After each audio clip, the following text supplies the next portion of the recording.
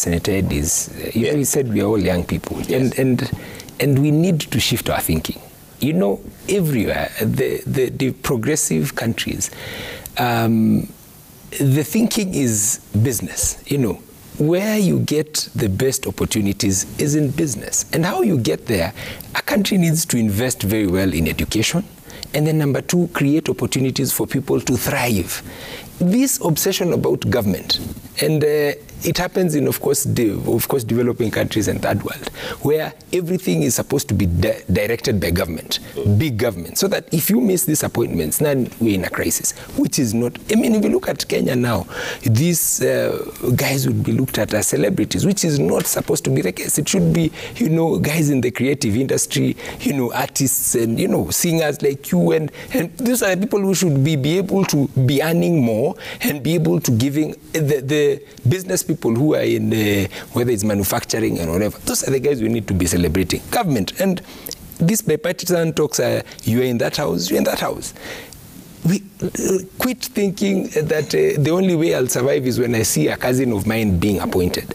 For me, and I said, that's why I said competence. Even in this bipartisan talks, and I know you're going to talk about them, is that we should be looking at what is it that is the biggest problem for this country. One is politics.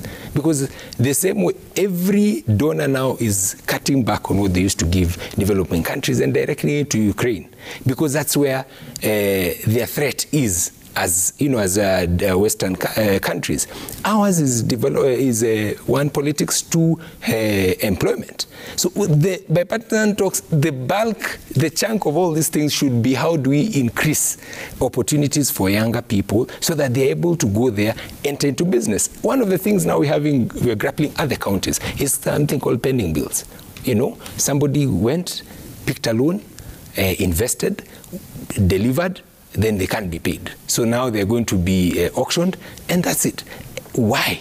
And then we're here fighting about, oh, this person who's going to get a job is for him and his family. In fact, the more we're able to reduce expenditure at public pass, the better. You know, let's reduce these numbers. You know, we are coming to have delimitation of is it wards, constituencies again. We're looking at independent. Now we'll be pushing me. I want you create for me a constituency so that I can jump.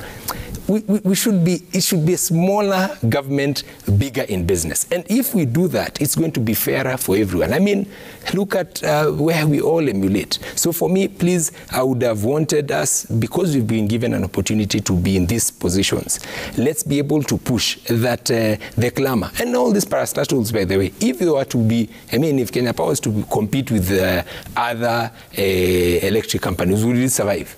You know, Telcom went shaky, wobbly, and it was swallowed up by, despite the fact that they had a lot of massive, you know, whatever, the structures and everything. Even the asset base was high, but they could not survive a small company that has come technologically savvy and wipe them out of the market. So for me, and even these electoral numbers that we are fighting about, you want, you know, facts, you can discuss them the way you want. You can say no because this one didn't. It is a very, it's a very myopic way of looking at things. You didn't, you know, 22 million people are in the register, 14 million decided to vote. You didn't force, they were not told not to, they didn't, you know, but they chose not to.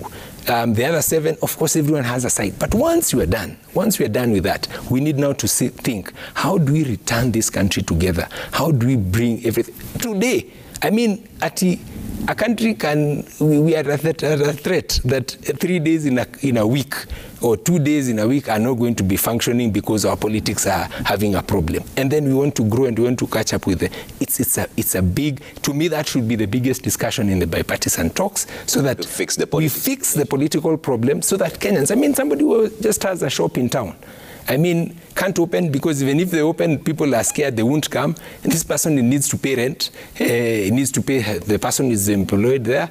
And then now we are here talking about a bigger person who's going to get an employment. These guys don't care about the big appointment. They're looking at, please create an environment for me to be able to feed my children, to be able to take my own small way in the next level. And that should be the discussion that should be happening at the national legislative houses.